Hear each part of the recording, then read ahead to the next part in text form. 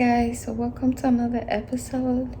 Today I am going to show you some tools that I use on my sewing machine. Yes, I do have a sewing machine and I use it from time to time to make jewelry bags for my business. So let's get into it. Today I am having trouble with my sewing machine. And this is what it's doing. If you can see the front here.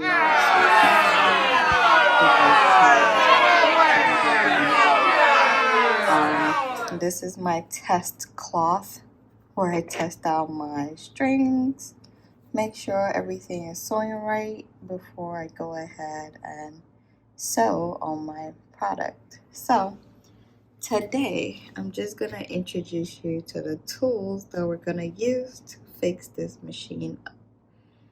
Do not buy yourself a new flathead or a mini flathead. Your sewing machine is equipped. It gives you all the tools. Let me just pour these out. I really initially took out the ones that I needed. And this is gonna be our main tool. This is a mini duster, but this is our main tool. So let's go ahead and dig in. So these are empty bobbin holders where you can thread your bobbin. If you need extra bobbins, these are different placeholders, okay? So this is for your needle.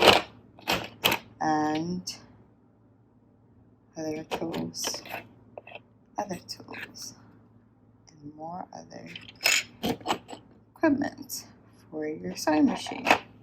See? So we're gonna put these aside. Okay, so you're gonna place this right here, and you're gonna twist to the right there, to the right, and as you can see, she is turning and coming out, and then you just take her out. Voila. And pull the sheet. Ta-da! And then we're gonna go look for a problem. Well guys, so I am back and my sewing machine is functioning right now.